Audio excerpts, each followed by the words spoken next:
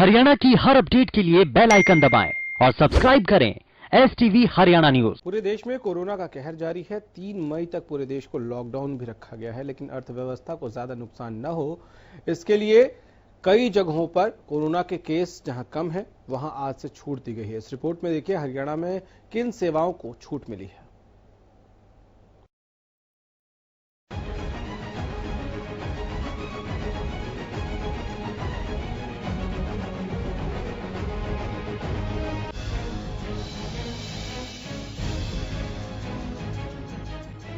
लोगों की सेहत के साथ साथ अर्थव्यवस्था की सेहत का ख्याल रखना जरूरी है।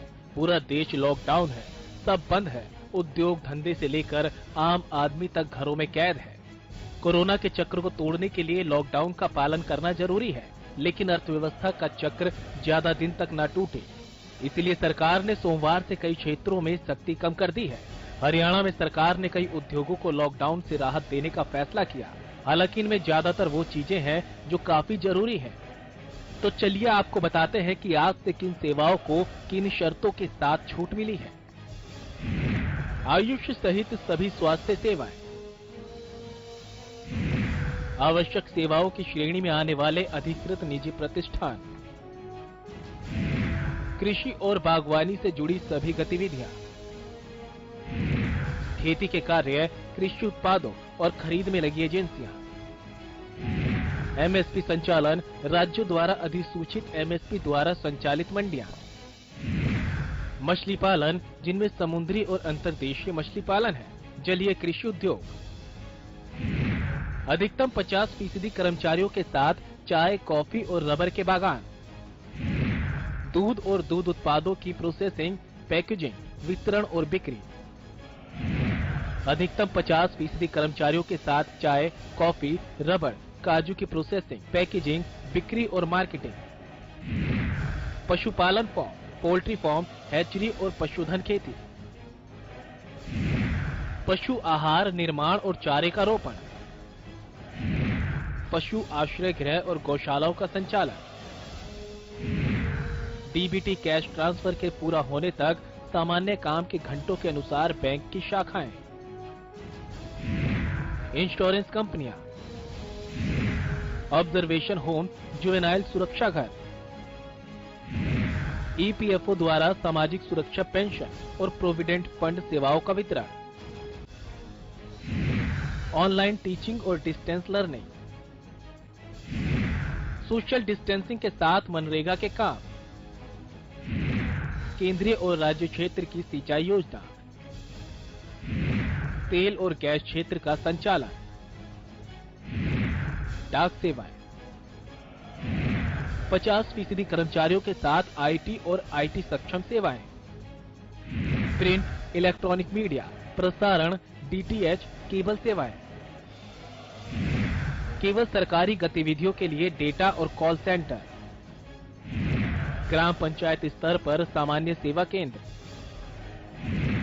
ई-कॉमर्स कंपनियां जिनमें केवल जरूरी सेवाओं के तहत आने वाला सामान होगा, कोल्ड स्टोरेज और वेयर हाउसिंग सेवाएं,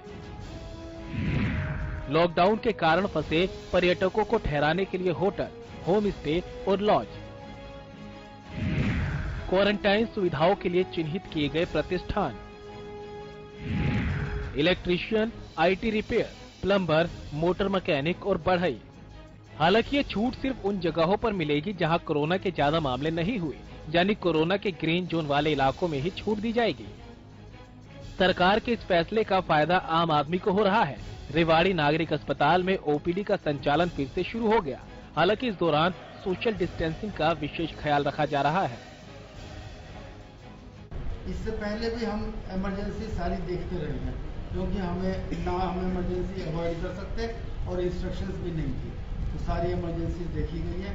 परंतु अब मेडिसिन और ऑर्थोपेडिक्स की आज OPD यहाँ ट्रॉमा सेंटर में देखी जा रही है।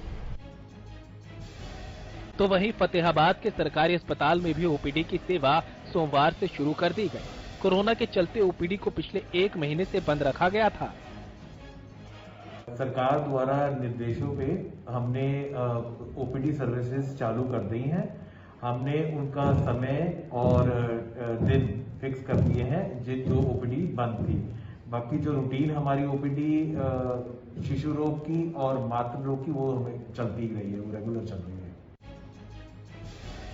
दरअसल हरियाणा में कोरोना अभी तक 250 से ज्यादा लोगों को अपनी चपेट में ले चुका है।